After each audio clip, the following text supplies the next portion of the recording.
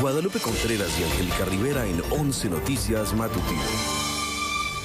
Asegura la Secretaría de Hacienda que no existen datos que confirmen operaciones ilícitas de Seibanco, Intercam y de la Casa de Cambio Vector como respuesta al anuncio del Departamento del Tesoro de Estados Unidos sobre sanciones administrativas a estas instituciones por presuntos vínculos con la delincuencia organizada.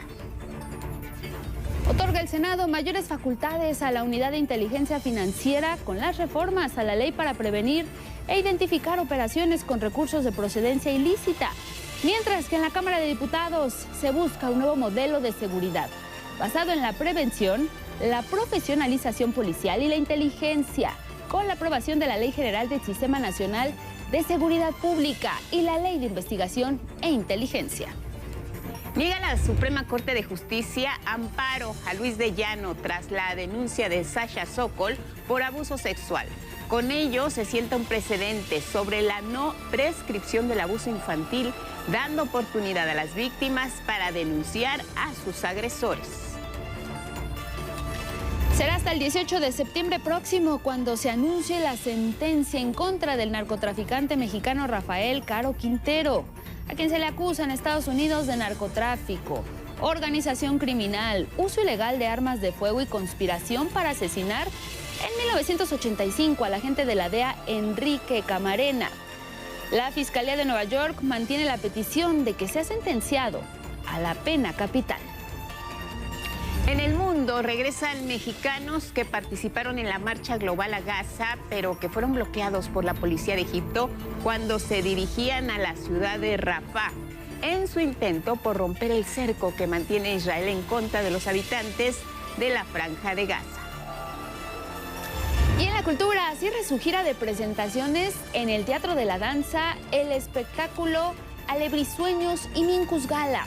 Es presentado por el primer bailarín de ballet de San Diego, Tonatiuh Gómez, con su compañía Madison Point, en colaboración con el ballet Eloel de Nueva York.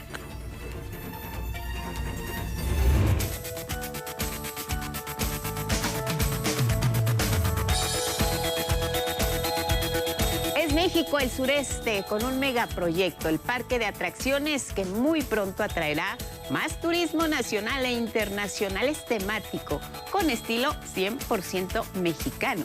Tendrá un espacio acuático con más de 30 toboganes, los más altos de toda América. Un río artificial, piscinas, albercas, para todas las edades, pero también para quienes gustan del buen comer, restaurantes y bares. Así, con la llegada del Tren Maya a toda la región, podrán disfrutar de unas vacaciones completas en resorts de confort y elegancia. Y se llama Howard's Peak. Se prevé su inauguración en septiembre de 2027, un proyecto realizado por la empresa mexicana Vidanta.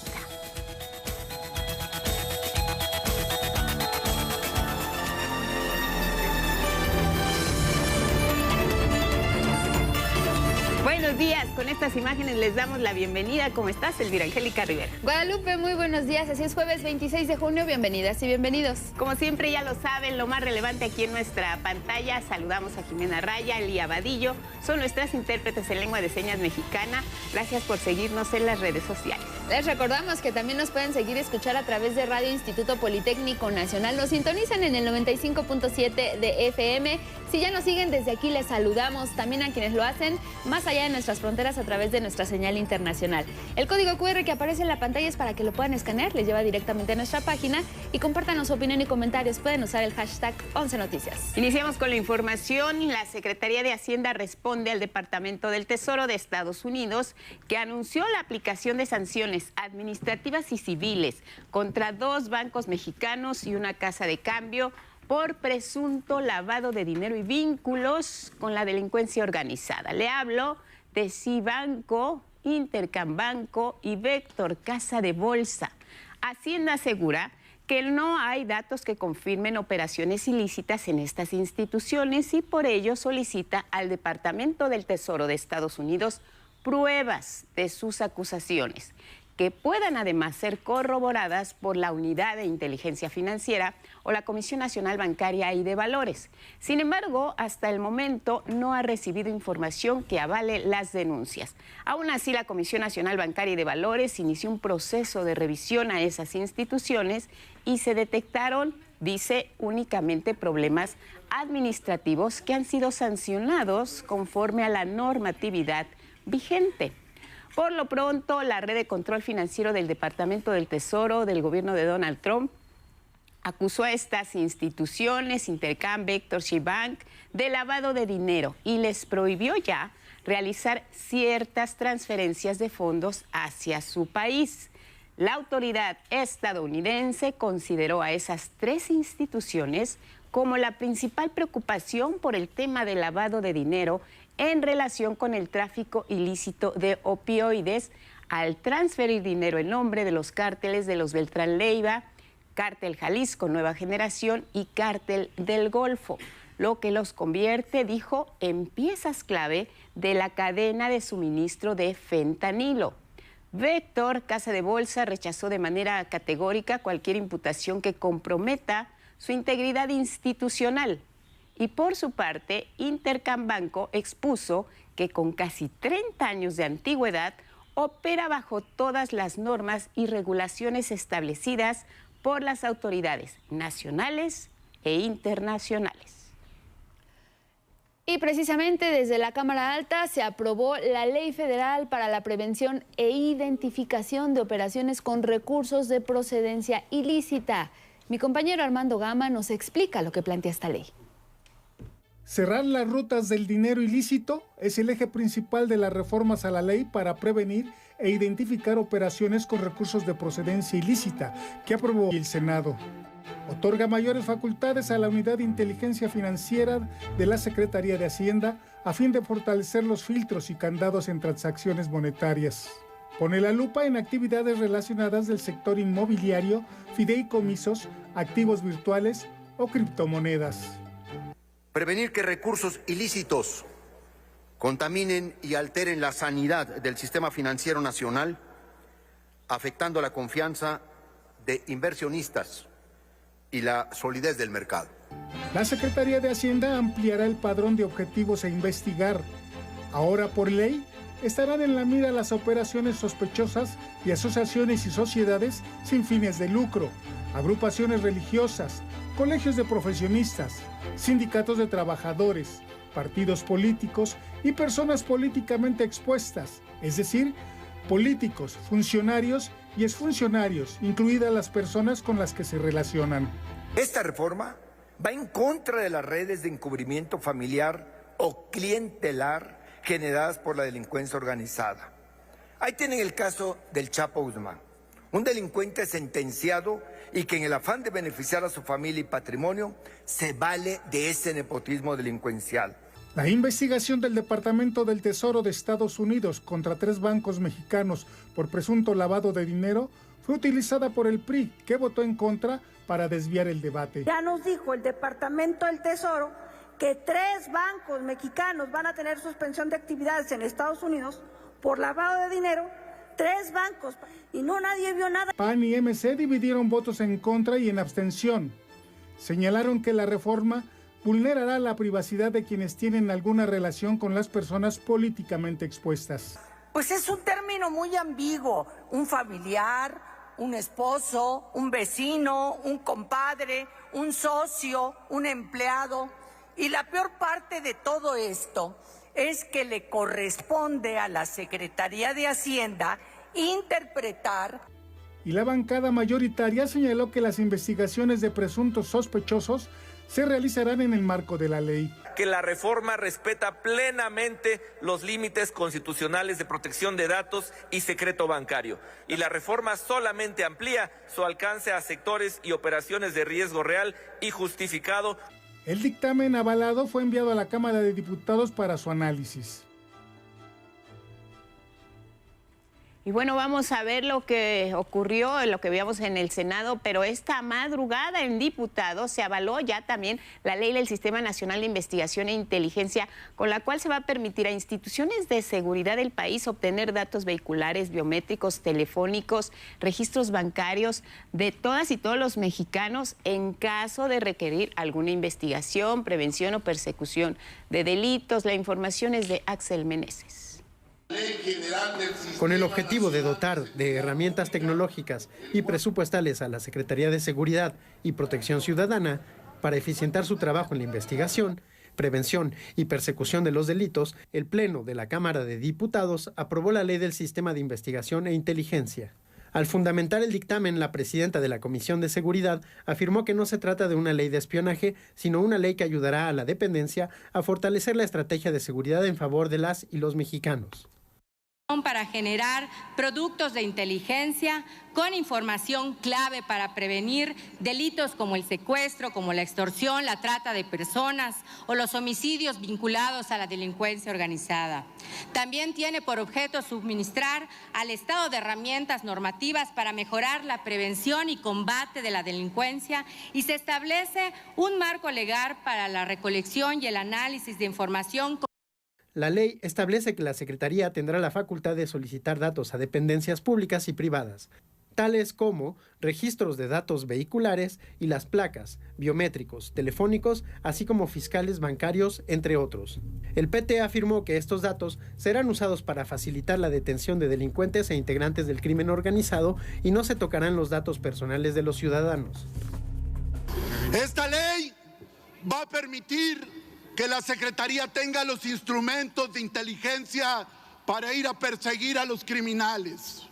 Hay que ir a las madrigueras de los criminales, hay que ubicar sus datos de los criminales, hay que emplear todos los recursos tecnológicos para agarrar a esos criminales. ¿Con qué quieren, hipócritas? ¿Que se les combata con resorteras? Por Dios, son criminales y cada día tienen más tecnología.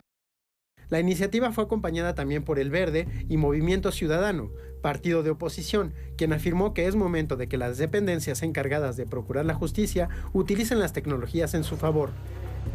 Y lo vamos a acompañar porque el tema de la inteligencia y de la investigación del delito ha sido parte toral, fundamental de la agenda de Movimiento Ciudadano.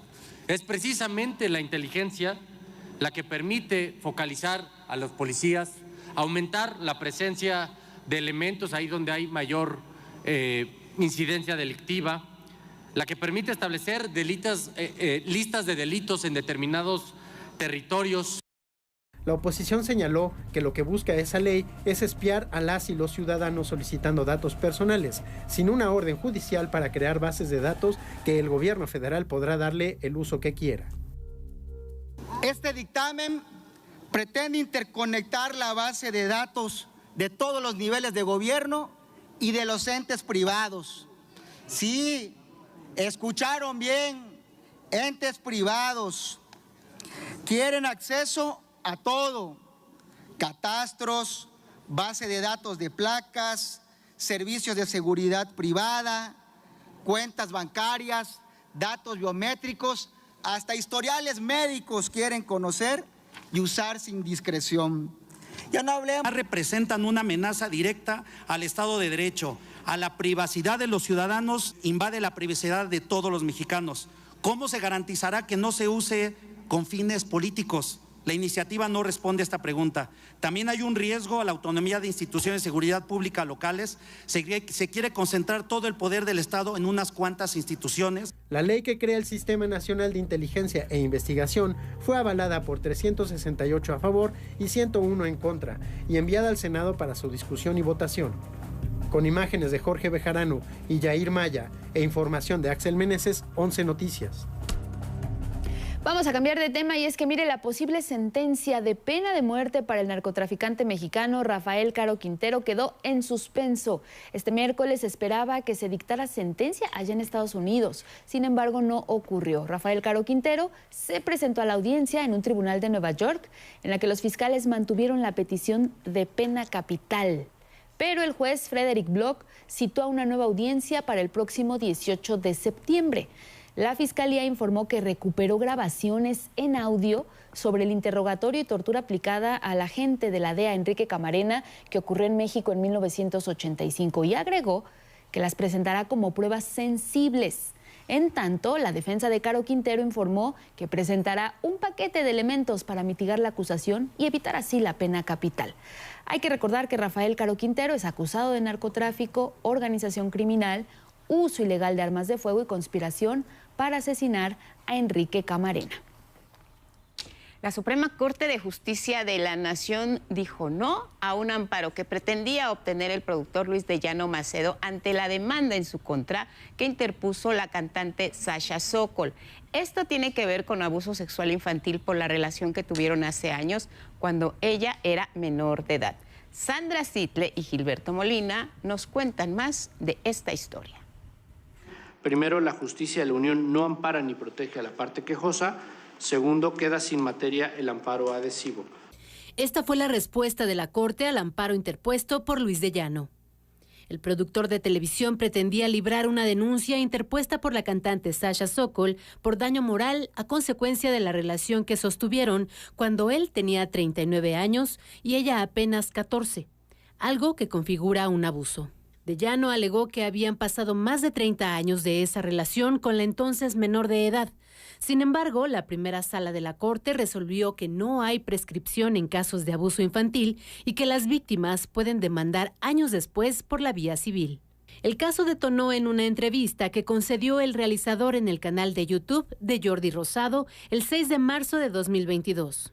Sí tuve un romance yo con Sasha, me enamoré. 2 días después, el 8 de marzo de ese 2022, Día Internacional de la Mujer, llegó la respuesta de ella en redes sociales. Desde los 14 años quise creer que fui responsable de lo que pasó. Hoy comprendo que mi única responsabilidad fue guardar silencio, publicó Sasha en su cuenta de Twitter. Y agregó: abusó de mí entonces y abusa hoy al manipular la verdad, al querer minimizarla para eximir su responsabilidad en los hechos. De Llano dijo que la relación duró 6 meses. Ella reveló que fueron 4 años. En julio de ese 2022, ella se atrevió a denunciarlo por la vía civil. El asunto transitó el tortuoso sendero de la justicia para demostrar que, bajo el argumento de que es una relación consensuada, se cometen muchos abusos contra personas menores de edad en este país. Un año después, en mayo de 2023, Luis de Llano fue hallado culpable por el Tribunal Superior de Justicia de la Ciudad de México. Fue obligado a ofrecer una disculpa pública, abstenerse de mencionar a Sasha públicamente, tomar un curso sobre prevención de conductas de abuso sexual y pagar una indemnización por daño moral. Vale la pena aclarar que no existe un monto específico fijado por la ley. Corresponde a los juzgadores determinar la cantidad considerando las circunstancias de cada caso.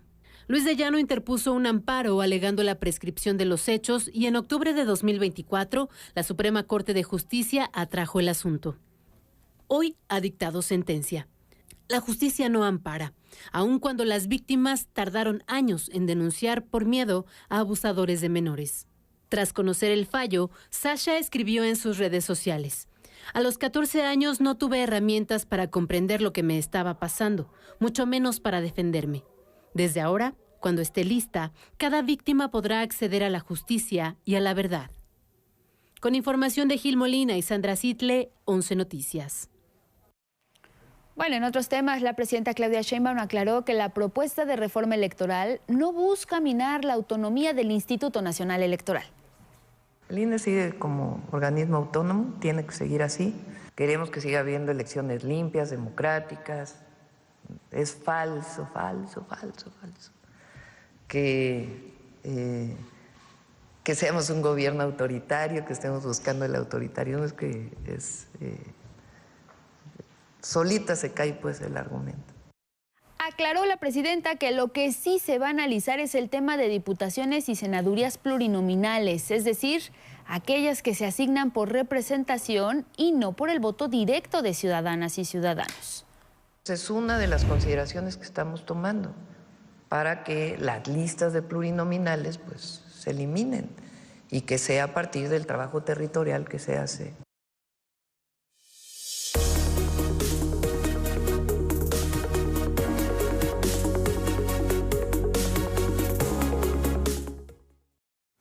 6:26 en la hora del centro. Vamos a revisar nuestro portal y las planas de algunos diarios de circulación nacional. Aquí encuentra la información en tiempo real, en vivo, actualizada minuto a minuto.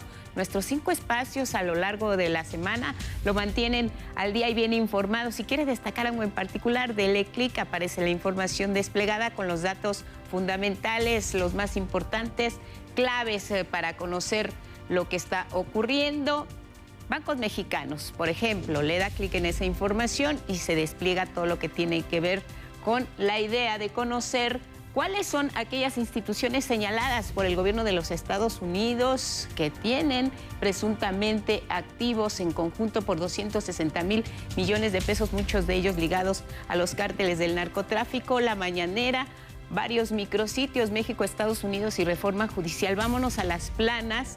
Los diarios así se presentan esta mañana. En la jornada, la nota de 8 principal, la sanción a estas 3 instituciones financieras por parte del Departamento del Tesoro de Estados Unidos. Arremete Estados Unidos contra México, lo califica, dice, de adversario extranjero. El Tesoro prohíbe transacciones con 2 bancos y una casa de bolsa. Argumentan que facilita operaciones con recursos del narco. García Luna y Romo denunciados por el secretario del Tesoro, Scott Bessent. Nos vamos de la jornada a revisar la portada. Nota principal en el Universal. En el mismo sentido, acusa a Estados Unidos de narcolavado a 2 bancos y a Véctor. De Alfonso Romo, Guanajuato, matan a 12 personas en fiesta patronal. Los estragos de las lluvias y la bala, las leyes que permiten, dice el Universal, intervención de comunicaciones. Revisamos otra de las planas. Este es el Heraldo. Azotan lluvias al oriente de la Ciudad de México. Investiga Estados Unidos a financiera. De Alfonso Romo. Del Heraldo revisamos ahora El Sol de México. Castiga Estados Unidos a Véctor, Intercam y Sí Banco. Matan a 2 en fiesta en Guanajuato. Y por último, El Financiero. Acusa a Estados Unidos de lavado. No da pruebas, dice la Secretaría de Hacienda. Dejamos las planas, volvemos con más información.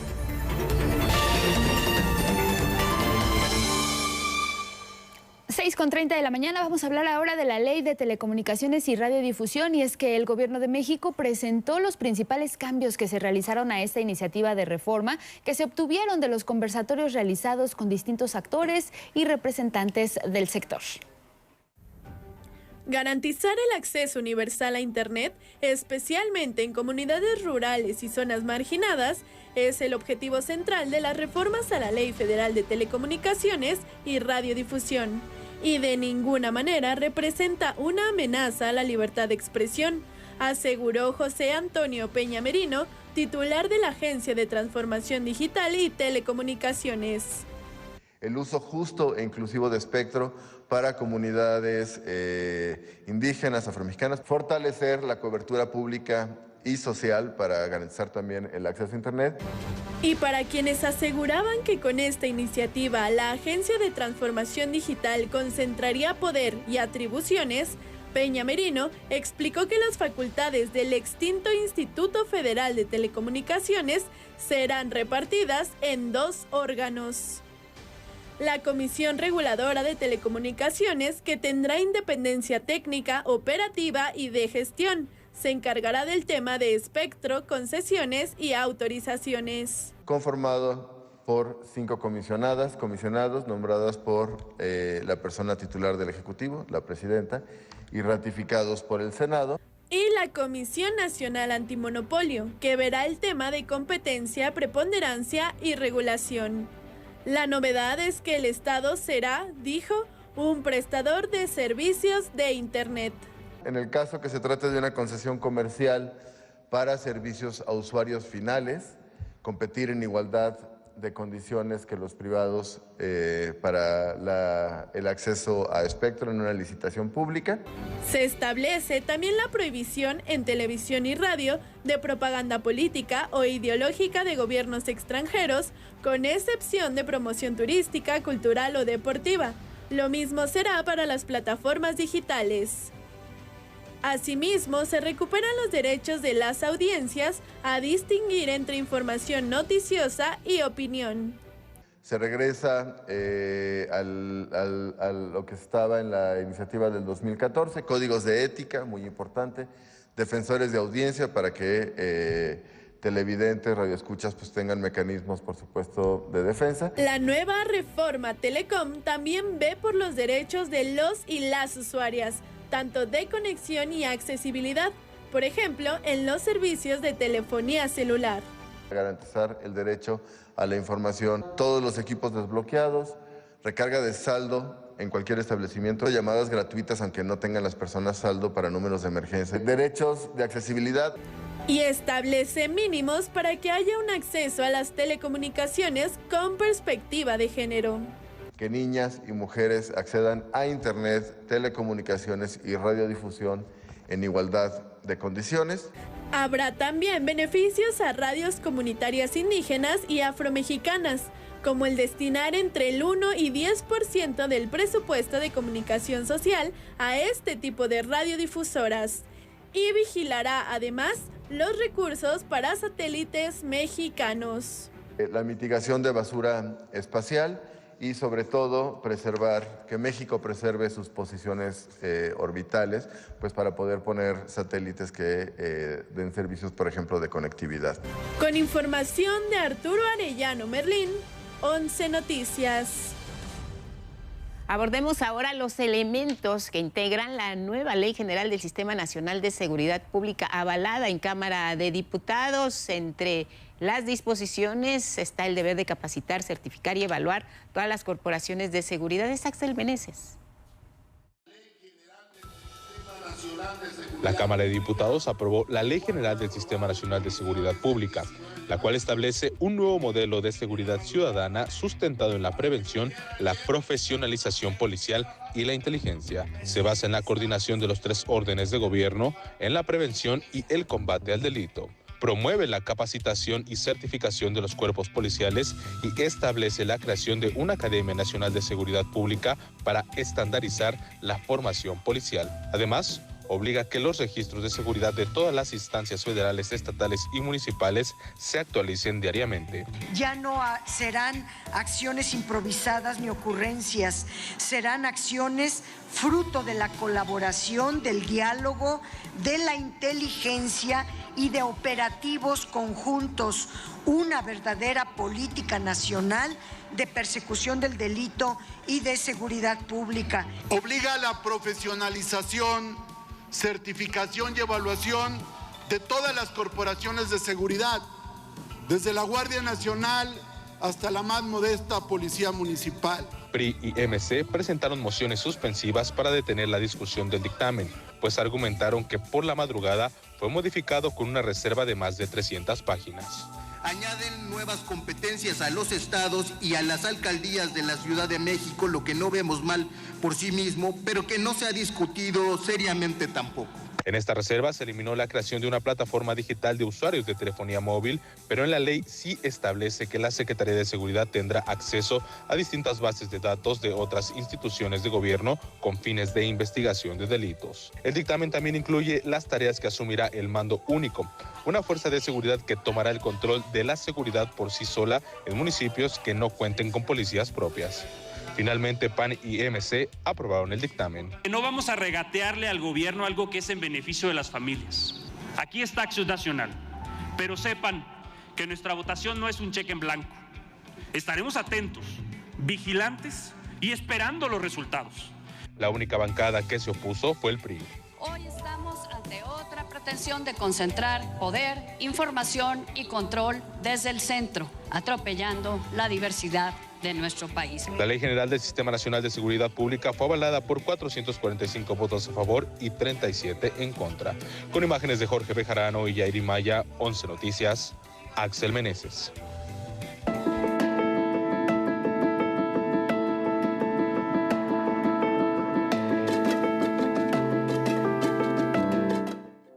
Carlos Guevara Casas, los detalles del estado del tiempo. Buenos días. Buenos días, Lupita. Buenos días, Angélica. Buenos días también para usted. Y sí, en efecto, este es el pronóstico para este día. Y bueno, vamos a observar rápidamente este mapa donde podemos ver esta zona que tenemos marcada al sur del país. Es una zona de baja presión que en los siguientes días se puede convertir en huracán, pero la probabilidad ha bajado al 40% en lugar del 70% que teníamos ayer, que se calculaba ayer. Y bueno, tenemos nubosidades, va a haber lluvias en la mayor parte del país y va a generar efectos esta zona de baja presión, así como una onda tropical, la onda tropical número 6, que se acerca desde las costas de Guatemala hasta la península de Yucatán. Recordemos que todas las zonas de baja presión, los canales, tenemos también 2 canales de baja presión en el norte y noreste. Estas zonas, lo que ocurre es que el aire se vuelve muy ligero y asciende cargado de humedad. Al enfriarse en las alturas, pues cae nuevamente en forma de lluvia. Por eso en toda esta temporada tenemos estos intensos aguaceros en toda la zona. Y ahora sí, vamos a el pronóstico en toda la República. En el noroeste y occidente del país, por la presencia de estos canales de baja presión que le comentábamos, habrá inestabilidad atmosférica y el constante ingreso de humedad procedente del Océano Pacífico. Los puntos en color naranja que ve en la pantalla son descargas eléctricas detectadas por el satélite en tiempo real. Para la Ciudad de México esperamos algunas lluvias y chubascos con descargas eléctricas esta tarde. El ambiente va a ser fresco esta mañana y templado a cálido por la tarde. El sol saldrá a las 9 de la mañana, ya un poquito tarde, y a 2 de la tarde. En contraste, el ambiente será muy caluroso en el norte y noroeste del país, con una onda de calor en Baja California, Sonora y Chihuahua, así como Sinaloa. Recuerde usar protector solar e hidratarse constantemente.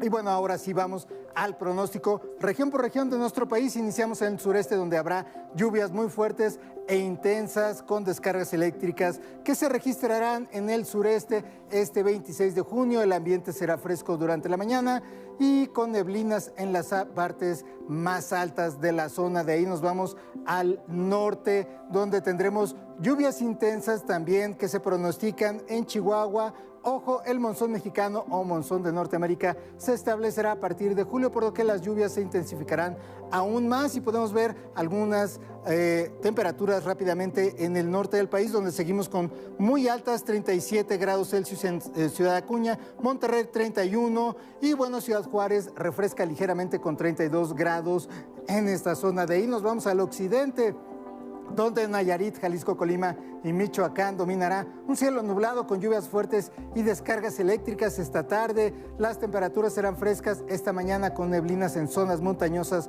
Por la tarde las máximas rondarán los 30 grados y las temperaturas bajarán ligeramente en la región. Guadalajara sigue con 28, pero habrá lluvias. Continúan las lluvias en Guadalajara, tome todas las precauciones. Y Morelia, Michoacán, refresca ligeramente con 22 grados Celsius. En el centro, aquí en el centro del país, en la capital también, tendremos un amanecer fresco y frío, como quizá ya lo habrán notado, especialmente en las zonas altas, en las cordilleras. Mañana habrá un cielo parcialmente nublado, por lo que esperamos un poco más de sol, pero la tarde incrementará la nubosidad esperamos lluvias fuertes en toda la zona, como podemos observar en Ciudad de México, que se esperan lluvias con 21 grados Celsius como máximo, pero Toluca estará a 17 grados, con lluvias que también se esperan. Eso sí, Cuetzalan sigue con lluvias a 23 grados Celsius. Y bueno, de ahí nos vamos a la península de Yucatán, donde también se prevén fuertes aguaceros y descargas eléctricas en toda la zona Campeche, Yucatán y Quintana Roo. El ambiente va a ser cálido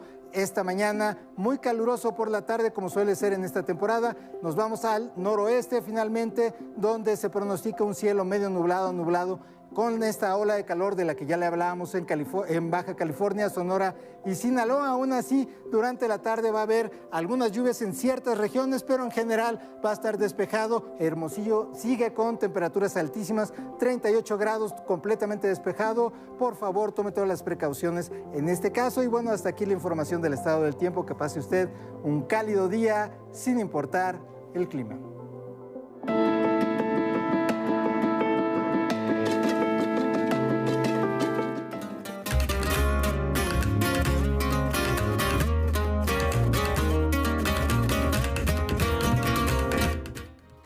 Momento de la cultura, por supuesto la fotografía, la danza, de todo, Miguel de la Cruz, y como siempre la poesía. Buenos días. Exactamente, antes de que se me olvide, hoy hay una cita porque se inaugura una exposición de Guillermo Cano en el Centro Cultural San Ángel. Bien. A las 7 de la noche la cita, si tienen tiempo, córranle Que para se allá. lancen y sobre todo si están por allá. Tendremos los detalles después, pero es Pero por bueno lo pronto saber que que hoy vayan. se inaugura. Claro, anticipadamente. Muy bien, Miguel. Bueno, y el mes de la diversidad se prepara con diversas actividades en el Museo Archivo de la Fotografía.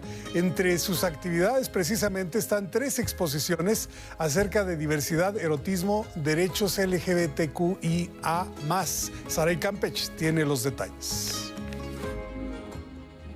El Museo Archivo de la Fotografía celebró la Noche de Museos con la inauguración de 3 exposiciones vinculadas a la diversidad sexual, la lucha por la igualdad de género, el deseo y erotismo de las mujeres. Apenas entrar al recinto de Guatemala 34, las fotografías de Lulú Sánchez nos animan a mirar sin pudor los torsos desnudos y sensuales de hombres que la inspiran en paisajes íntimos del deseo. Para artista y para musa no hay palabra en masculino. Entonces yo también propongo la mirada del artista sobre la musa masculina y también se genera esta tensión, pero esta mirada, nuestra mirada es diferente. A veces no nos gustan a lo mejor cuerpos tan perfectamente formados. Al fondo, 50 imágenes captadas en las primeras marchas del orgullo en México dan cuenta de la liberación y fuerza de una comunidad en resistencia en mi cama mando yo. En aquel momento que marchamos, que éramos un promedio de 1000, imagínate, de 1000. Cada marcha éramos un promedio de 1000 más o menos, la mayoría éramos chilangos. Y ahora estamos hablando de que las recientes y la que viene dentro de unos días seguramente repetirá el número reciente o superará de los 500,000 y que vienen de prácticamente todos los estados de la República e incluso del extranjero. Al subir al primer piso, lo que nos llena los ojos es Discurso sin miedo, trabajo de 8 mujeres fotógrafas que a lo largo de su trayectoria han capturado actos de amor en pro de ser quienes desean ser. Todas hemos trabajado con la comunidad LGBTIQ+, apoyando su sexualidad, su diversidad, su empoderamiento, el amor. Hay un trabajo muy interesante de una maestra de la comunidad New, que es de Oaxaca. Valientes y revoltosas propuestas estéticas por el orgullo de existir en el mar. Con imágenes de David Ramírez y Javier Ayón, 11 Noticias, Saray Campeche. Alebrisueños y Minkus Gala es presentada por la compañía Melson Point del primer bailarín Tonatiuh Gómez en colaboración con Ballet Eluel de Nueva York. Aquí los detalles con Mauricio Romo. El mexicano Tonatiuh Gómez, primer bailarín del Ballet de San Diego, fundó la compañía Melson Point con la intención de romper estigmas en el ballet. Es una compañía que surgió como un movimiento inicialmente, donde utilizamos la zapatilla de puntas con la intención de deconstruir los estereotipos de género. Su más reciente producción es un programa doble que tiene como invitado al Ballet Eluel de Nueva York, en el que confluyen los sueños con la danza clásica. Sale un poquito de lo que hemos hecho tradicionalmente del ballet comedia de hombres únicamente en tutús, con maquillaje, medias rosas, bailando en puntas. Y ahora estamos haciendo un double bill donde vamos a presentar una obra que se llama Alebrisueños y Minkus Gala. Alebrisueños es una pieza que está inspirada en un personaje que determinó el imaginario popular mexicano. Y conociendo la historia de Pedro Linares, leyendo sobre él, pues fue donde descubres, ¿no? O sea, una persona que apenas podía sobrevivir haciendo piñatas de Judas que se quemaban y eso, y era la labor de la familia para sobrevivir. Cómo pasar por este proceso también de sufrimiento, ¿no? Se cayó en una enfermedad muy grave que fue la que le permitió entrar en este mundo onírico de sueños, donde empieza a alucinar estas criaturas que le gritaban alebrijes. Alebrisueños y Minkus Gala cerrará su gira de presentaciones el 27 y 28 de junio en el Teatro de la Danza, con imágenes de Dante Gutiérrez y José Navarro, 11 Noticias, Mauricio Romo. Vámonos al libro del día, es Jardín Cerrado, primera nostalgia de Beatriz Saavedra Gastelum, editado por Pigmalión. Se presenta hoy a las 19 horas en la Capilla Alfonsina, en la colonia Condesa. Este libro en voz de su autora. Es un poemario más bien amoroso, ¿no? Y desarrollo toda esta fundamentación amorosa dentro del jardín. No nada más es algo físico, sino también es algo sensorial. Para hablar del erotismo a través de la palabra. Obtuvo este año el Premio Internacional de Literatura Erótica Anaïs Nin en el marco de la Feria del Libro de Madrid en España. me gustaría invitar a todos a las 19 horas en la Capilla Alfonsina del Imbal, que vamos a estar presentando este libro, Lucía Rivadeneira, Oscar Manuel Quesada y bueno, nuestro querido Alberto Ruiz Sánchez, hoy con una noche de gala. Bueno, y luego con el 11 tuvimos sala de lectura tal como lo dijimos en el marco de la Noche de Museos. Por primera vez nos metimos a la Noche de Museos en el auditorio del Museo Nacional de Arte y ya comenzamos la lectura de Fabricación de Ricardo Rafael, editada por Seix Barral. Hoy avanzaremos las primeras 15 páginas, aún no hay X porque acabamos tarde ayer, pero hoy empezaremos a la lectura. Y ahí está la imagen de Erma Cárdenas. Miren, vive la mayor parte del año en Australia y se escapa a la Ciudad de México y cuando su esposo le dice ya hay que regresar a Australia, se van a Australia. Entonces, en uno de estos lapsos fue que estuvimos con ella y ahí está el aspecto de lectoras y lectores en el MUNAL. Muchas gracias al MUNAL por darnos el espacio y ya estamos a punto de empezar la siguiente lectura para el próximo mes. Estaremos reunidos de nuevo y con Ricardo Rafael. Bueno, hoy se cumplen 4 años de la partida del poeta bosnio-esloveno Josip Osti. En su honor, el poema del día, guardamos el mayor secreto del mundo, que en alguna parte dice: amo a 2 mujeres y 2 mujeres me aman. Compartimos el pan tibio del amor unos con otros. Nuestro dolor se multiplica, pero también nuestra alegría. Quien lo solicite, lo comparto completo por X, @Miguel D, solo la D, L.A. Cruz. Hasta aquí, Cultura.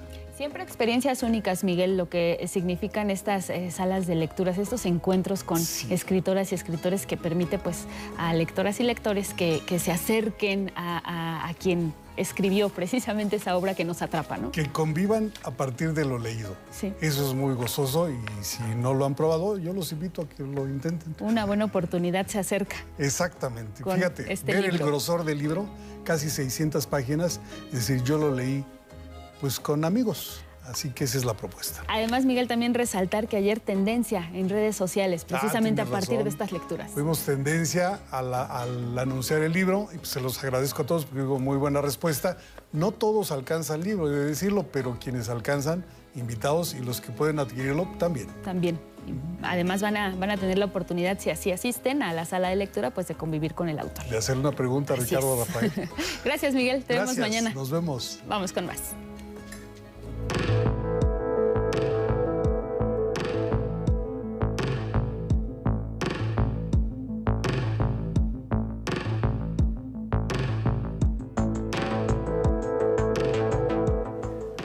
Para no olvidar, es momento de que nuestro compañero Luis Méndez pues nos presente esta sección gustada, Luis, y que ya ha tenido muy buen recibimiento. Buenos días, bienvenido. ¿Qué tal, Angie? Muy buenos días y muy buenos días al auditorio de 11 Noticias. También muy buenos días a Lupita, que está por allá, en otro lado del foro.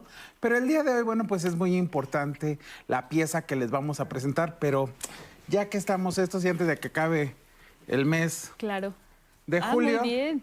Pues les traje aquí esta bandera que el día de hoy representa parte de la diversidad sexual.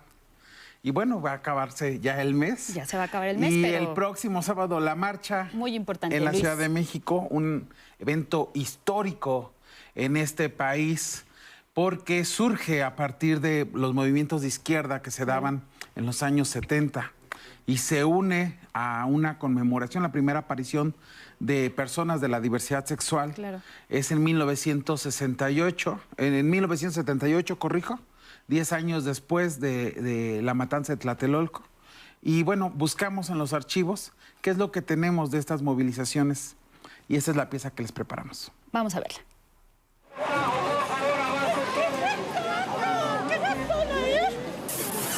Era 1998. Habían pasado 20 años de aquella aparición de un grupo de 30 personas que decidieron que la clandestinidad ya no era opción.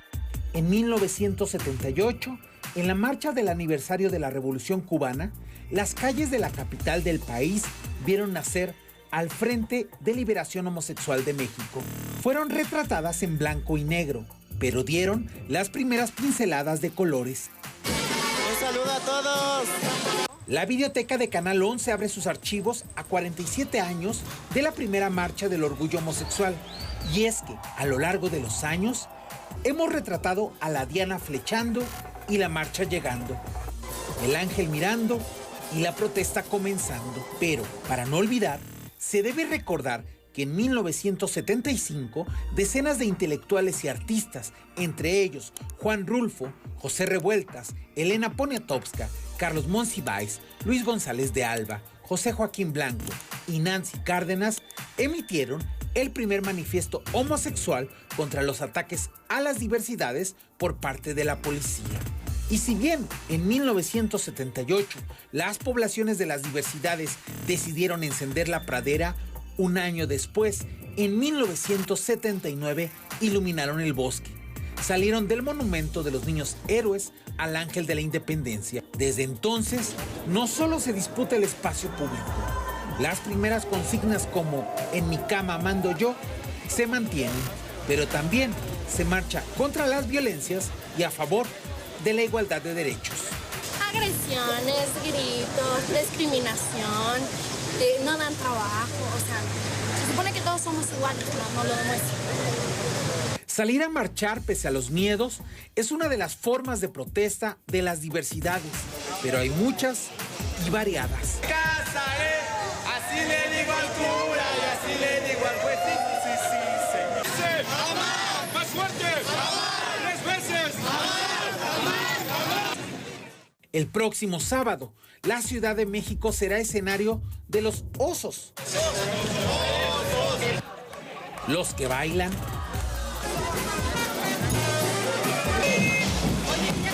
las y los que acompañan a sus hijas, hijos, hijes, las y los que año con año no dejan de gritar. Se marchará por los y las que mostraron que el closet solo sirve para guardar ropa. ¡Viva el movimiento! ¡Viva el movimiento sexual! Y se marchará, como hace 47 años, por los que dan la cara y por los que deciden pelear desde el anonimato. Ya somos muchas de las gentes que estamos cansadas de escondernos.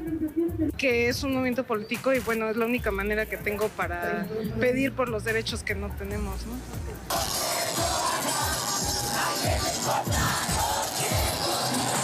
Para no olvidar, Luis A. Méndez. Pues fue un gusto abrir estos archivos de la diversidad sexual aquí en Canal 11. Se han documentado diversas marchas que se han dado en la Ciudad de México, como decíamos en la nota. Es el 78 cuando aparecen en la conmemoración de la Revolución Cubana, después el 2 de octubre por los 10 años de la matanza de Tlatelolco, y es en el 79 en donde ya de manera masiva salen de lo que es el Monumento a los Niños Héroes hacia el Ángel de la Independencia. Muy interesante, Luis, este recorrido que nos has planteado, particularmente a través de las imágenes de estos archivos que has podido recuperar, porque también nos recuerdan que esta marcha a 40 y tantos años, 47 años que se está realizando, esta marcha pues sí es de alegría, sí es de fiesta, pero también recordar que es para exigir derechos, Luis, y también para erradicar o intentar erradicar, alzar la voz por la no discriminación. Sí, y sin duda hay que recordar y ver lo que pedían en el pasado, exigencia de igualdad de derechos, ¿no? Y también, sobre todo, ser capaces de reconocer que en este país todo derecho que no se mantiene en una exigencia puede perderse.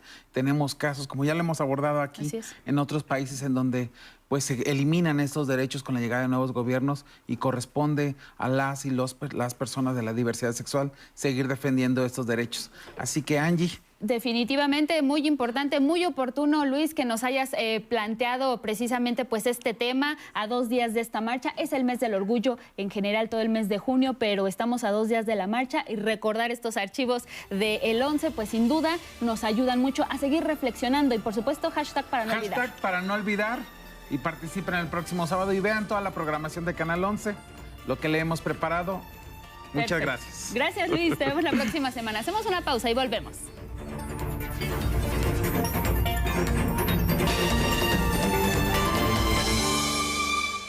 A las 7 en la hora del centro, más noticias aquí en el 11, la convocatoria para el Premio Nacional de Acción Voluntaria y Solidaria 2025, abierta para postulaciones hasta el 20 de agosto. Este premio reconoce a quienes dedican su tiempo a apoyar a las personas que se encuentran en situación vulnerable. Nos cuenta más Araceli Aranday. En México, más de 2 millones de personas mayores de 15 años realizan trabajo voluntario en organizaciones sin fines de lucro. Son personas que dedican su tiempo a apoyar a otras. Queremos llegar a todos ellos. Ese es nuestro trabajo, eso es lo que queremos hacerles ver y queremos que se reconozca, que se haga visible el trabajo de muchos y muchas personas que en este país hacen el bien por los demás. Las buenas obras merecen ser reconocidas y para ello está lista la convocatoria para el Premio Nacional de Acción Voluntaria y Solidaria 2025. Está orientado básicamente a reconocer el trabajo de voluntarios, voluntarias que hay en este país. Esa es la esencia, el trabajo de aquellas personas que hacen muchísimas actividades por los demás, por las demás, y que el gobierno les quiere decir a través de este premio, gracias por tu esfuerzo. Desde el 2018, el Gobierno de México celebra la entrega de este reconocimiento, al que pueden aspirar personas físicas, instituciones académicas, organizaciones de la sociedad civil e instituciones públicas o privadas que postulen a aquellas personas que dediquen su labor altruista en beneficio de terceras personas. Queremos que haya muchas postulaciones.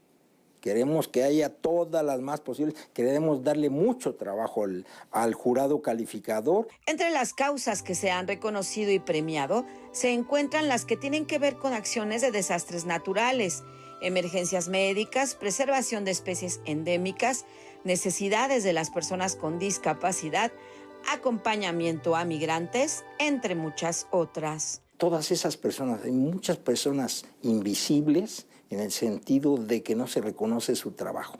A ellas queremos llegar. Las y los interesados en postular a alguna persona pueden hacerlo a través de la página www.premioaccionvoluntaria.gov.mx o al correo javier.macedo@bienestar.gov.mx. Las categorías son juvenil, individual y grupal. El ganador de cada categoría se hace acreedor a un premio económico. El registro está abierto hasta el 20 de agosto. 11 Noticias, Araceli Aranday.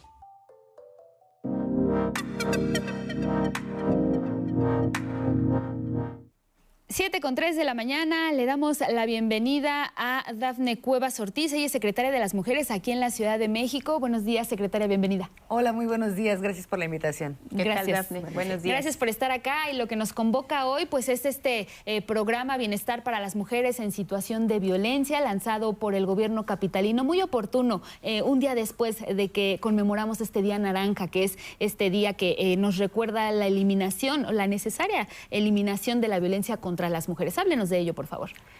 Fíjate qué interesante. El programa Bienestar para las Mujeres que viven violencia es un programa que se creó en la Ciudad de México hace ya 10 años. La idea es pues generar apoyos, ayudar a las mujeres a que puedan tener condiciones para mejorar su vida, para salir del círculo de violencia, para acompañar sus procesos. Y es un programa que ha ido evolucionando. Y a mí me daba mucho gusto haber entregado a las primeras beneficiarias que este año lo van a recibir, hace un par de días, como bien señalas, porque lo dimos a casi 500 mujeres y por primera vez en esta historia de 10 años de existir, el programa se refuerza de 3 maneras. Por un lado, incorpora un monto más alto que el que había tenido nunca, y es uno de los programas sociales con mayores recursos en el gobierno de la ciudad a las beneficiarias. Es decir, les estamos apoyando con un salario mínimo, 8,700 y algo pesos mensuales, durante 6 meses. Y en ese mismo tiempo estamos acompañándolas en sus procesos, tanto legales, asesoría jurídica, seguimiento de las carpetas de investigación para aquellas que denunciaron a los agresores, y sobre todo fortalecimiento personal. Estamos haciendo acompañamiento psicológico, terapéutico, grupos de interés. La verdad es que esas son como 2 componentes que, aunque existían, se han reforzado en esta emisión pero hemos incluido otro, el componente del fortalecimiento de las autonomías. Las mujeres no se quedan en los círculos de violencia porque les guste ser víctimas. Claro. Todo mundo sabemos que hay condiciones estructurales que han posibilitado que se normalice la violencia, que incluso las mujeres no se den cuenta que están viviendo violencia. A veces, ni siquiera cuando ya la violencia es física y ya las mujeres han sido golpeadas, aceptan que están viviendo violencia. Es un proceso difícil, pero bueno, ¿qué ocurre? Que, por ejemplo, las mujeres se preocupan porque quién va a mantener a sus hijos, sí, o quién va a pagar la renta, o dónde van a vivir. Entonces, hay una serie de dependencias económicas, sí, que dejan a las mujeres en indefensión o les dan pocas posibilidades para salir de los círculos de violencia. Entonces, estamos apostando en este año a, digamos, a imaginación de la jefa de gobierno, Clara Brugada, algo que hemos estado ahí impulsando, la creación de un programa de empoderamiento económico. ¿En qué consiste? En que las mujeres, por ejemplo, todas generan ingresos, la gran mayoría, aunque digan, yo solo soy ama de casa, o venden algo de catálogo, o hacen algo de comer, abren su puerta para vender tortas si van a una primaria, o sea, hay como mucho emprendimiento, pero muy pocas condiciones de que esos emprendimientos puedan ser mejores, puedan generar mayores recursos, puedan irles abriendo las puertas hacia ser microempresarias, pequeñas empresarias y demás, ¿no? Todas las mujeres tienen catálogos en donde venden productos, entre ellas se coordinan para hacer ventas. Entonces, todas esas actividades económicas existentes en la vida cotidiana de las mujeres, hay que reconocerlas, hay que fortalecerlas, hay que acompañarlas. Nuestro programa, que está todavía en formación, digamos, todavía no es un programa que ya está acabado, pero ya tiene líneas muy claras. Hemos tenido múltiples reuniones con empresarias y empresarios para generar trabajos que sean lo que llamamos trabajo decente, que pueda generar un salario que no sea por debajo del salario mínimo, o sea, tiene que ser como marca la ley, y que tenga prestaciones sociales. Bien. La diferencia de una mujer, de saber que puede trabajar porque sus hijas o hijos en edad de ser cuidados pueden tener una guardería, claro, o un centro de cuidado infantil, o que pueden tener servicio médico, claro, por si alguien se enferma, entonces lo puedes llevar al doctor y ya sabes que no dependes de si tenías o no dinero para llevarlo al médico o para las medicinas.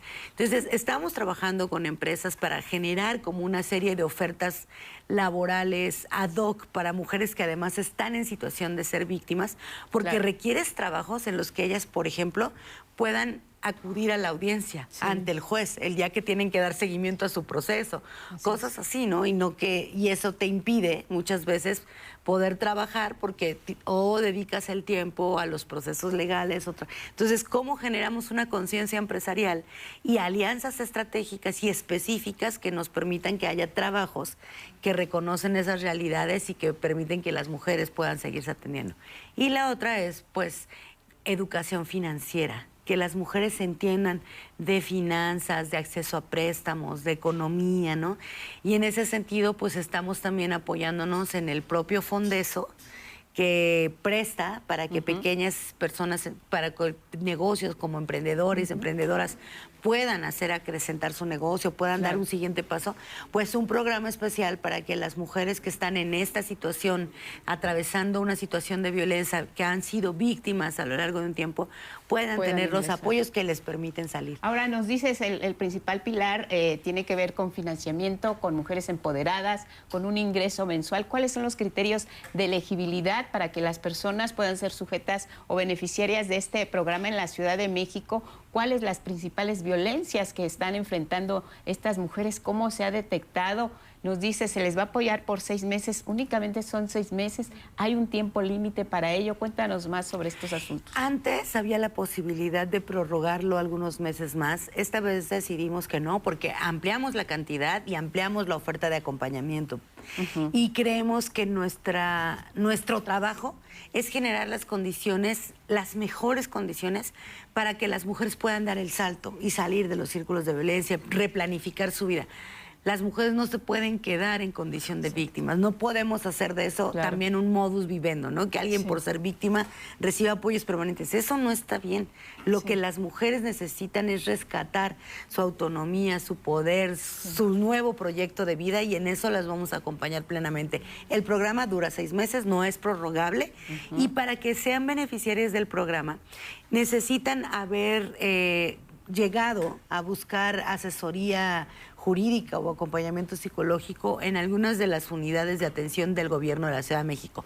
Sí, en la Secretaría de las Mujeres y sus 27 unidades a lo largo de la Ciudad de México en todas las alcaldías, pero también en algún otro ente del gobierno, digamos, la propia Fiscalía, la propia Secretaría de Seguridad Ciudadana. O sea, cuando una mujer abre un proceso de solicitud de acompañamiento y que ya está parte del sistema, ya califica para que podamos ponerla como aspirante a ser beneficiaria del programa. Ahora, ¿a quién beneficiamos prioritariamente? Y esto es muy importante. Nosotras hacemos un tamizaje de riesgo. Es decir, todas las violencias son inaceptables, todas las violencias hay que atenderlas, a todas las mujeres que han sido víctimas hay que acompañarlas. Sin embargo, hay mujeres que tienen un nivel de riesgo más alto, es decir, que su agresor es más violento, es más peligroso, es un generador de violencia, es un sujeto armado, es un miembro de alguna fuerza policíaca, militar, qué sé yo. O sea, alguien que les representa a ellas un riesgo a su vida. O bien que las agresiones ya se vinieron incrementando al punto en que amenazó no solamente su salud, su seguridad, sino su vida. Es muy importante pensar que atendemos de manera prioritaria a mujeres en riesgo feminicida, a aquellas que si no actuamos de manera coordinada, con programas integrales, con un proceso de acompañamiento, su vida está en riesgo. Entonces, nuestra responsabilidad institucional y como sociedad es que no se siga asesinando a las mujeres en la impunidad y en el silencio cómplice, que una vez que identifiquemos un caso, lo tomemos y hagamos un programa integral y de acompañamiento que nos permita saber que esas mujeres van a salir de ese riesgo y no van a concluir su vida siendo asesinadas. ¿Cuántas mujeres hasta ahora tienen detectadas que pueden ingresar a este programa? Fíjate que dimos los primeros 500 apoyos, 466, por ahí así. Queremos dar a lo largo de lo que resta del año por lo menos otra parte igual, ¿no? O sea, como siempre, los recursos tienen límites, ¿no? No son inagotables. El programa tiene un monto asignado, eso nos ha permitido como determinar el universo de beneficiarias, pero es un programa permanente, no es un programa que apareció este año y no va a estar el siguiente, ¿no? Y como yo les decía, se fortalece con todas estas alianzas. La Secretaría del Trabajo a través de su pasa de empleo. Entonces, estamos trabajando de manera intersecretarial, pero también intersectorial, involucrando actores de la empresa privada y demás, porque creemos que la violencia contra las mujeres se tiene que combatir y solo se puede erradicar si se asume como un reto comunitario, social, público. Si la violencia sigue mirándose desde algunos lugares como algo privado, como que ahí no vamos a poder transformarla. Yo siempre digo, cuando vamos a las asambleas, al puerta por puerta, cuando estamos en el trabajo en territorio, que es mucho lo que hacemos en este gobierno, es el derecho a una vida libre de violencia de las mujeres solo se va a ejercer cuando toda la sociedad, toda la comunidad, tu barrio te respalde. Y nos involucremos como sociedad, ¿no? Y el mensaje muy claro de la Ciudad de México, pues es que las mujeres no están solas, pueden ir a denunciar porque además hay un respaldo institucional. No están solas, está la Secretaría de las Mujeres y toda la institucionalidad del gobierno para acompañar. Bien, y que hacen la voz las mujeres, que rompan el silencio. No, la violencia no se debe normalizar. Dafne Cuevas Ortiz, secretaria de las Mujeres, con nosotros esta mañana aquí en 11 Noticias. Gracias, Dafne. Gracias, muy buenos días. Gracias por la información. Y nos vamos con este tema, las consecuencias, sí, de las políticas antiinmigrantes del presidente de los Estados Unidos, Donald Trump. La presidenta Claudia Sheinbaum condenó la agresión que sufrió el mexicano Narciso Barranco en Estados Unidos, golpeado, sometido, detenido de manera violenta por agentes de la patrulla fronteriza. Esto en Santiago Santana, California. La presidenta informó que el Consulado de México en ese estado está en contacto tanto con Narciso como con su familia, porque sabemos que este caso ha generado indignación, porque Narciso lleva más de 35 años viviendo en Estados Unidos y además es padre de 3 jóvenes que hoy en día sirven en el ejército de Estados Unidos. Es una injusticia. Las mexicanas y los mexicanos que viven en Estados Unidos, los migrantes, porque no solo son las mexicanas y los mexicanos, son personas que se fueron a Estados Unidos por necesidad y que han hecho su vida allá, que son mexicanos y estadounidenses al mismo tiempo, aunque no tengan el papel de la nacionalidad, porque han aportado a Estados Unidos toda su vida. La presidenta de México se pronunció nuevamente contra las redadas de migrantes en la Unión Americana y dejó en claro que siempre defenderá a las y los compatriotas en Estados Unidos. También reconoció al actor mexicano Diego Luna por su participación como presentador invitado del programa de Jimmy Kimmel, en el que criticó la política migratoria del gobierno de Estados Unidos y lamentó la ola de deportaciones que ha separado familias enteras.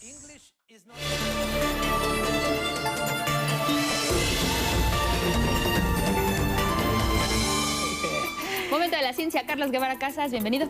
Hola, buenos días de nuevo también para usted. Y bueno, con el objetivo de recuperar los ecosistemas que están en riesgo en nuestro país, el Programa Nacional de Restauración Ambiental plantea acciones específicas a corto, mediano y largo plazo. Los detalles de esta información los tiene mi compañera Itzel Gómez Currola.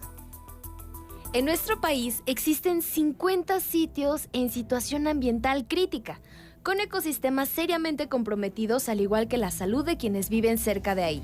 Los ríos Sonora, Lerma y Atoyac son ejemplo de esto.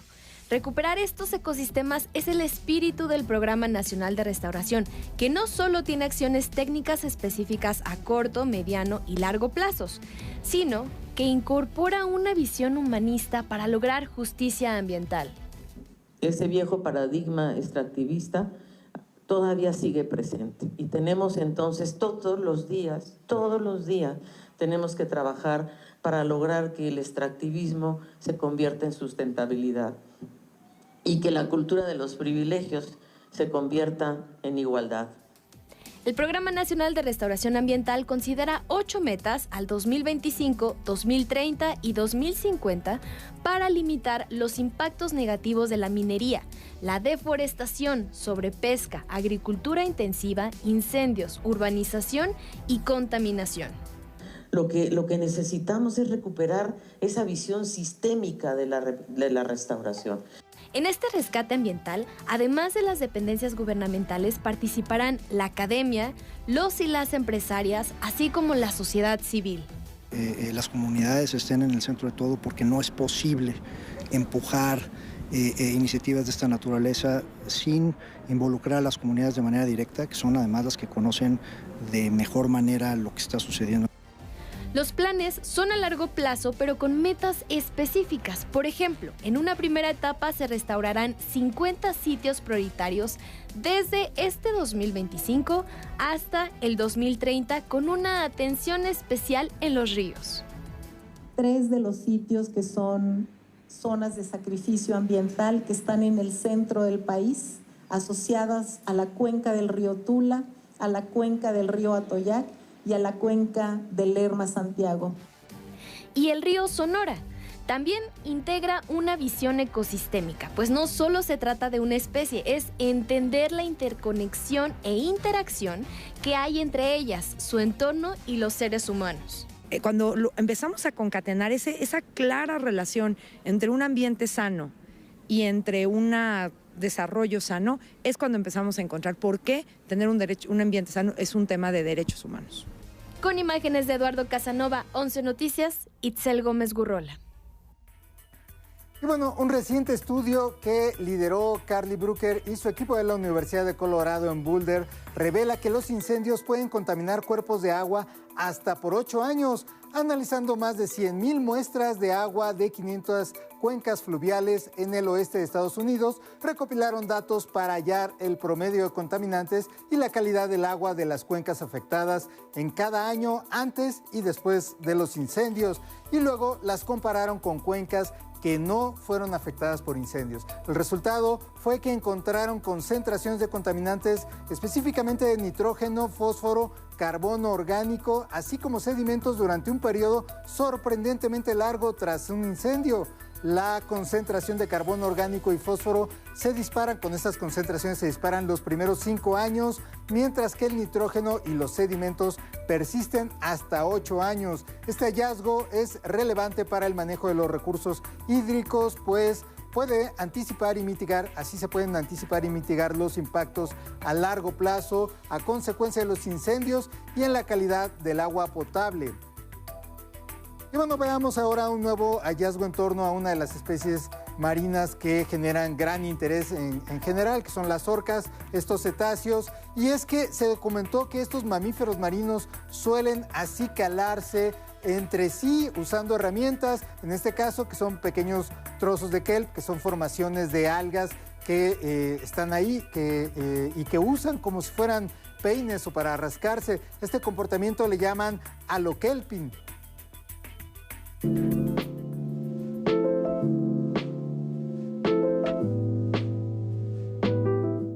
Bueno, ahí estaban las ballenas disfrutando. Y bueno, el comportamiento fue descrito por expertos del Centro de Investigación de Cetáceos en Estados Unidos al observar a un grupo de orcas cerca de las costas del estado de Washington, en el noroeste de Estados Unidos, de ese país. Llama la atención ya que el empleo de herramientas se ha descrito en otros animales como aves y primates, y seres humanos, por supuesto. El estudio se publicó en la revista Current Biology, algo que no se había documentado hasta ahora. Y bueno, del mundo natural nos vamos a las legislaciones, porque por unanimidad el Pleno del Senado mexicano aprobó el Acuerdo Marco de Convención de la ONU sobre el Derecho del Mar, que tiene como objetivo la conservación y el uso sostenible de la diversidad biológica marina más allá de las costas mexicanas. Con la ratificación, nuestro país se convirtió en el estado número 52 en adoptar el acuerdo, que fue establecido en 2023 en Nueva York. ¿Qué aporta este instrumento? Primero, regula el acceso a los recursos genéticos marinos recolectados en alta mar, como bacterias, corales, esponjas y algas. Establece los beneficios derivados de su uso. Deben de compartirse también de forma justa con todos los países y particularmente con los menos desarrollados.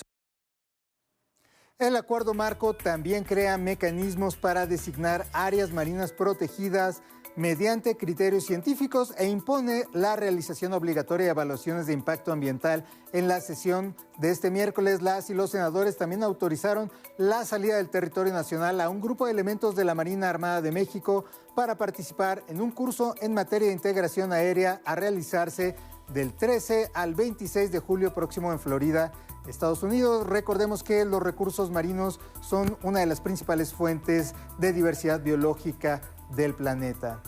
Y bueno, esta fue toda la información en 11 Lab Matutino. Que pase usted un gran día. Muchas gracias, Carlos. Si consideramos los incendios que hubo en California y la devastación que causaron, que había momentos en los que lograban extinguirse, pero luego se reavivaban, el daño que causaron en esta parte también ya es considerado como un daño a 8 años en los ríos de esa zona. Sí, sobre todo mantos freáticos, lagunas, se ven afectadas por estos incendios que ocurren evidentemente no en ellos, pero alrededor. Cuando llueve van sedimentos también hacia estas zonas contaminantes, se cambia la composición química y se ve afectada la calidad del agua, que posteriormente es consumida tanto por poblaciones humanas como por todos los organismos que están ahí. Entonces, este descubrimiento supongo que deberá replicarse, o habrá ya grupos de investigadores que estarán pensando en replicarlo en otros lugares en México, claro, que ha sido muy afectado por por incendios forestales y en áreas silvestres y en áreas protegidas para tomar acciones de mitigación en el corto, mediano y largo plazo. Muy interesante también esto que nos describías, Carlos, del acicalamiento de las orcas. Es la primera vez, nos contabas, que se describe este comportamiento entre pues, estos animales, utilizando otros objetos, digámoslo así, como las algas, ¿no? Así es. El kelp generalmente son grupos de algas muy grandes y, bueno, en este caso parece que las utilizan para estarse literalmente rascando, ¿no? Un comportamiento que vemos que es muy común en otros animales que llamaríamos como más complejos, de alguna manera, como los primates, ¿no? O más sociales, pero en realidad todos los cetáceos tienen una conducta social muy compleja que poco a poco se ha ido develando a lo largo de varias décadas. Las orcas en general tienen conductas de juego, conductas que detonan o que dan muestra de gran inteligencia. Los hemos visto no siempre en las condiciones que deberían en los parques donde se les instruye para hacer acrobacias, pero eso mismo también es un indicio de su gran inteligencia, ¿no? Son seres sociales que navegan, enemigos de las ballenitas que mostrábamos ayer, ¿no? Se las comen, son el principal depredador de la ballena gris, que ahorita está pasando por una mala época, pero estas ballenas son muy inteligentes y una muestra de ellos, pues es que se rascan. Bueno, pues ahí está el acicalamiento que acicalamiento. Gracias, Carlos. Gracias, interesante como siempre. Nos vamos al mundo.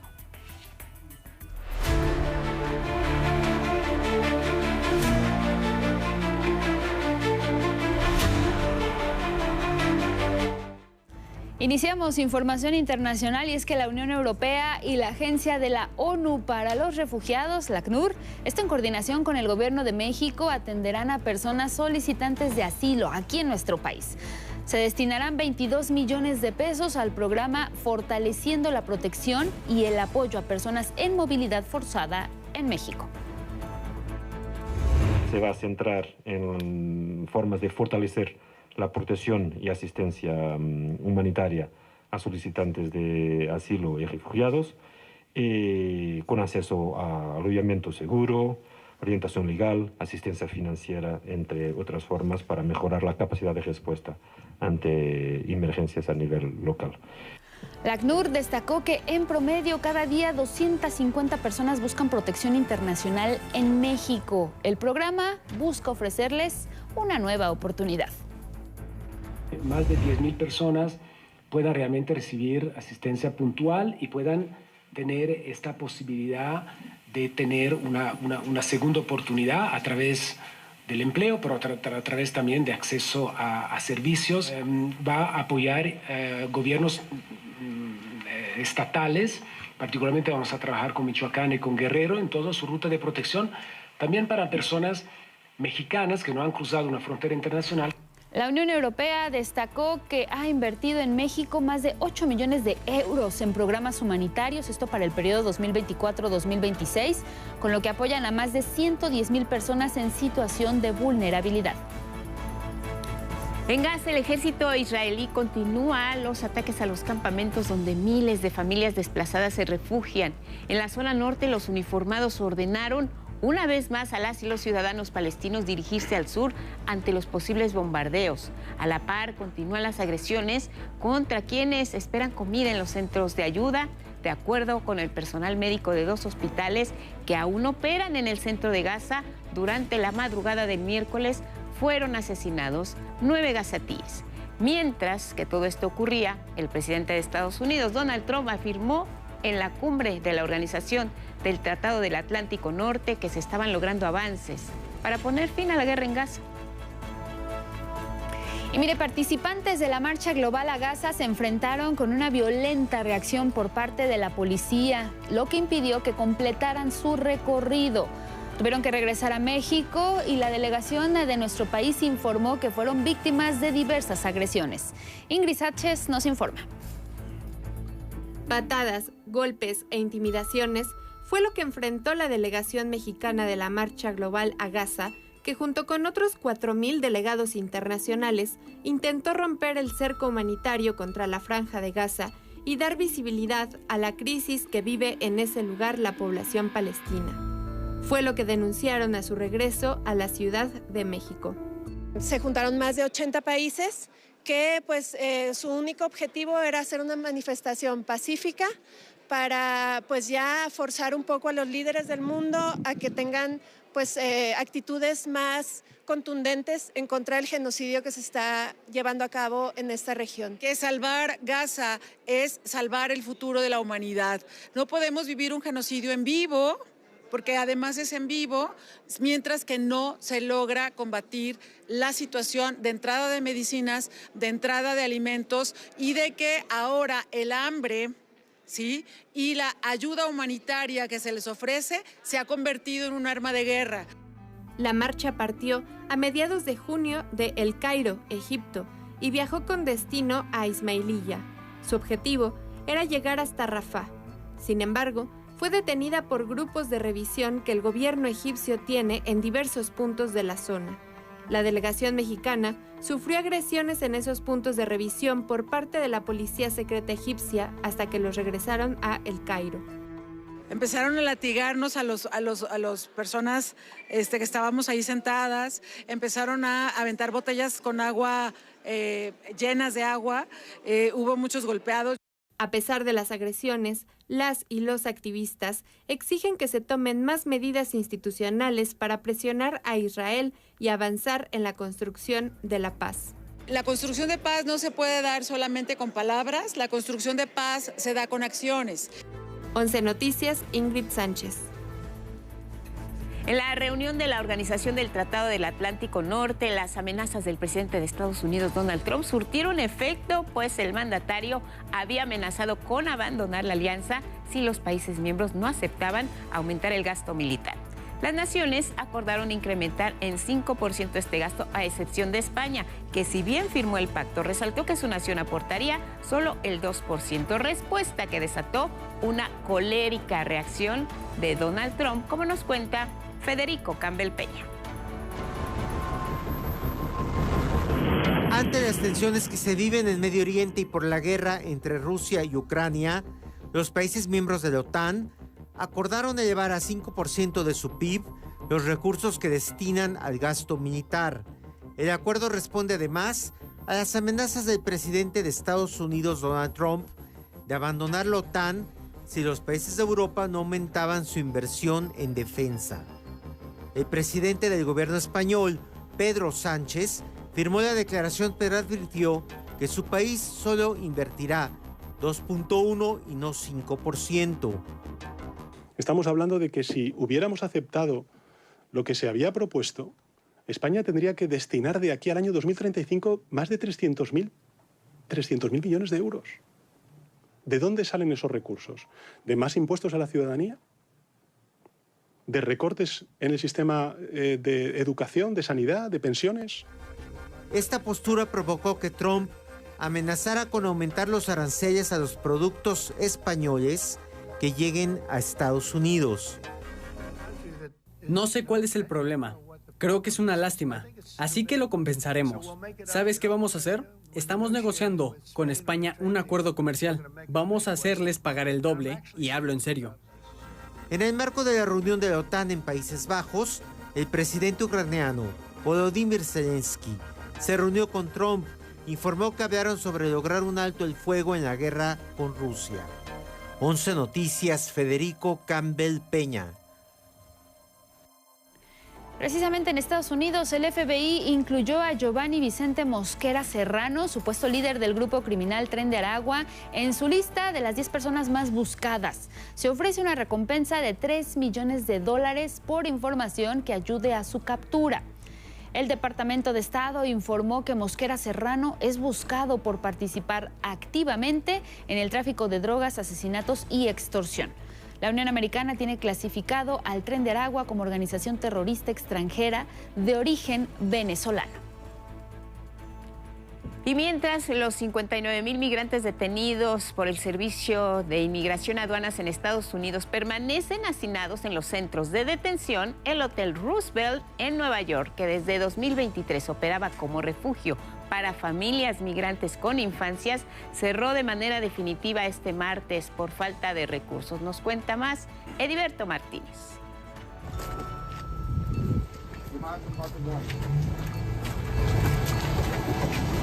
La violencia que aplican los agentes del Servicio de Inmigración y Control de Aduanas, ICE, para detener personas migrantes, se extiende a todo el territorio estadounidense. Los inmigrantes consideran que uno de los delitos más grandes en ese país es no tener documentos. Las redadas que realiza el ICE han alcanzado una cifra de casi 59,000 personas detenidas y enviadas a centros de detención en todo el país.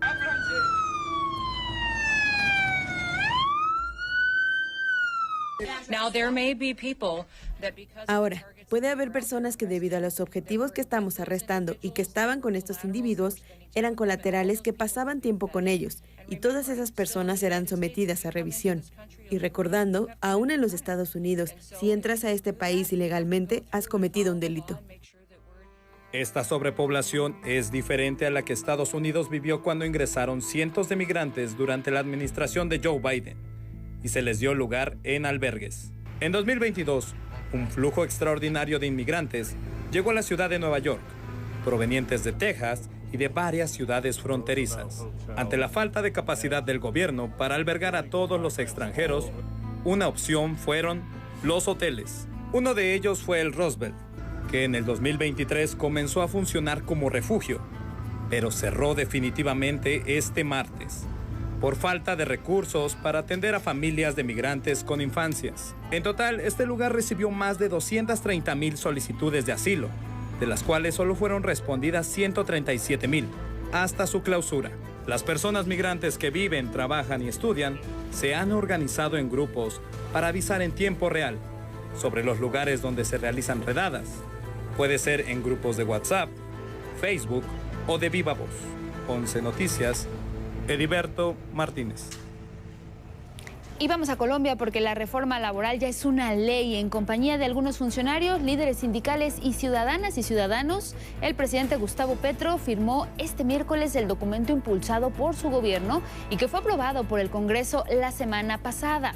Establece nuevos límites para la jornada laboral. Los contratistas deberán pagar el 100% del salario para quienes laboren en domingo y días festivos. Y los contratos tendrán periodos definidos, entre otras importantes medidas. Argentina, médicos del Hospital Pediátrico Garrahan de Buenos Aires protestaron contra las declaraciones del vocero del gobierno, Manuel Adorni, que pretenden despedir al personal que supuestamente percibe un salario sin trabajar. Nosotros tenemos un 70% dentro del hospital que realiza tareas asistenciales. Médicos, enfermeros, técnicos, camilleros, todos los que estamos abocados a la atención del paciente per se. Y después hay un 20% que corresponde al área logística, dentro del cual una porción de esas son administrativos. Pero la realidad es que acá en el hospital no sobra nadie. De acuerdo con Adorni, el presidente Milei no se opone a los profesionales de la salud, sino a quienes se benefician de los privilegios sindicales. Yo ya no sé qué hacer, muchacho. La verdad no sé qué hacer. Porque me la paso aclarando que nuestro problema no es con el Garrahan, no es con los médicos, no es con los administrativos, no es con el resto del personal, sino que es con los ñoquis. Es con la gente que le roba recursos a todos ellos. Y es lo que estamos combatiendo en el Garrahan y en todos los rincones de la Administración Pública Nacional.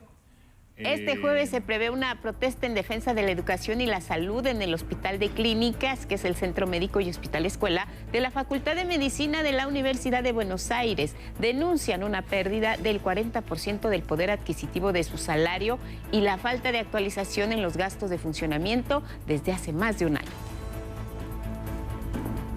Ahora vamos a revisar los temas que destacan algunos diarios en el mundo. Arrancamos en Latinoamérica, en Colombia. El diario El Espectador, su primera plana hace referencia a la tranquilidad del dólar, y esto porque existe un crecimiento en la economía colombiana. El dólar se mantiene estable y argumenta que uno de los factores clave es el debilitamiento global de la divisa estadounidense.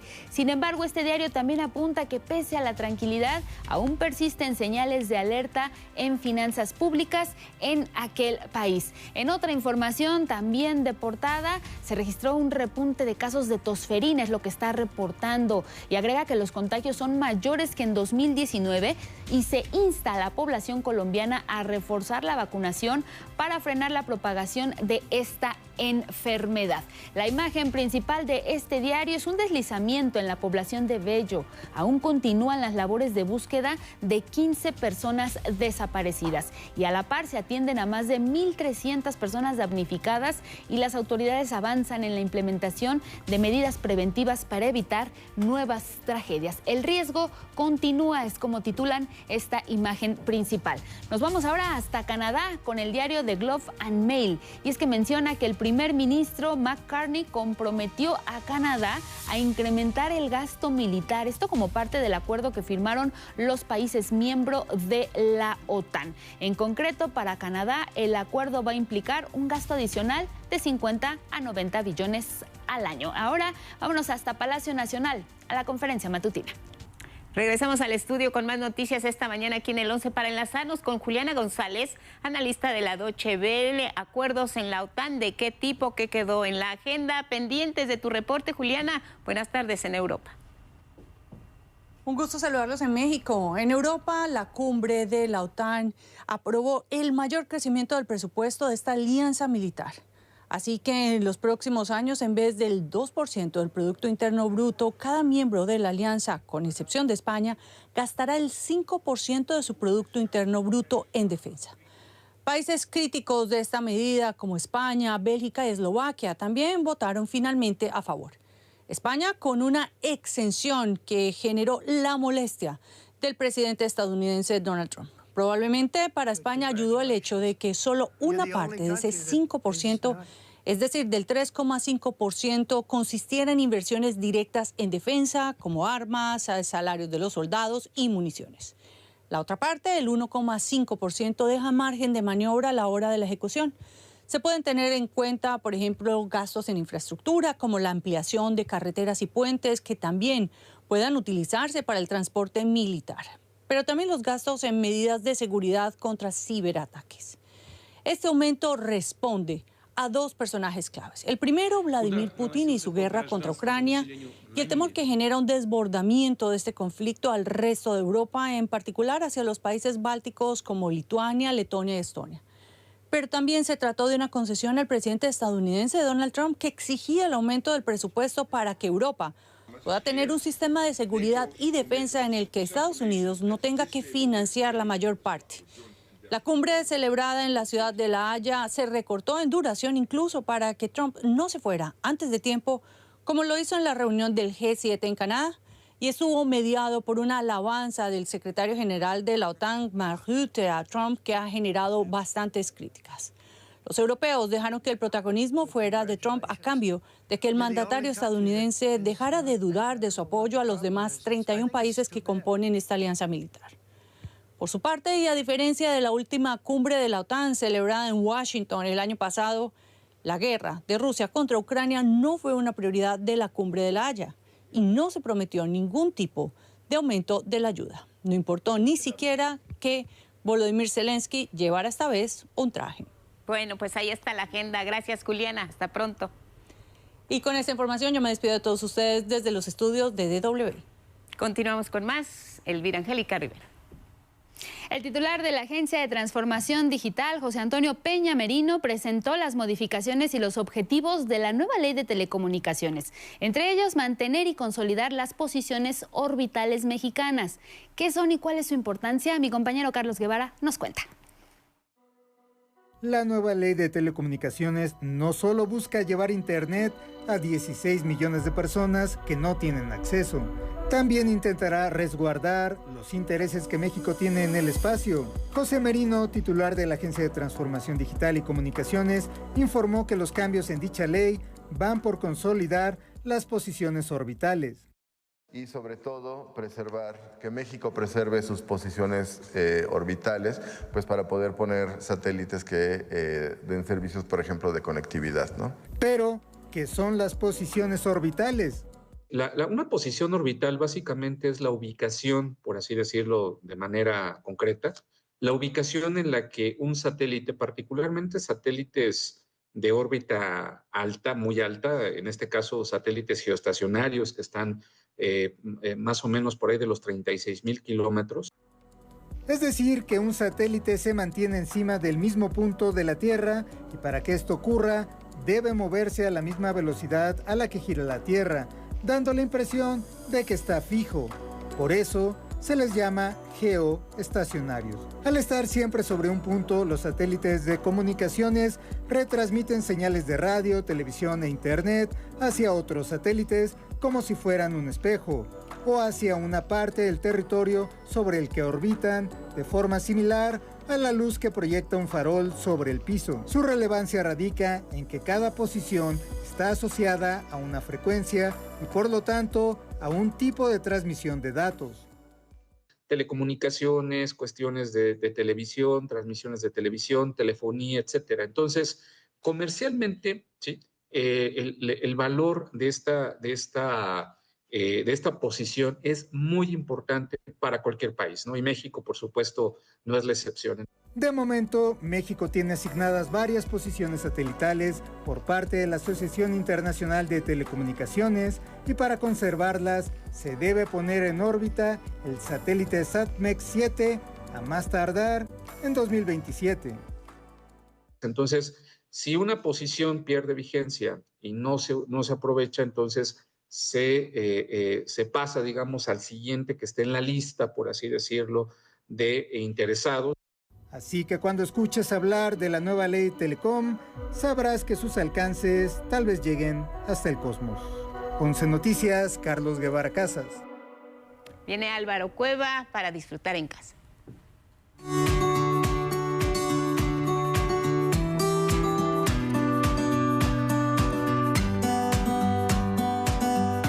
Hola, ¿qué tal? Muy buenos días, ¿cómo están? ¿Cómo se la están pasando? Soy Álvaro Cueva y estas son mis recomendaciones. Apúntenle porque estamos de fiesta. Hoy jueves 26 de junio, por nada del mundo se vayan a perder a las 18:30 horas la carrera panamericana. ¡Ojo!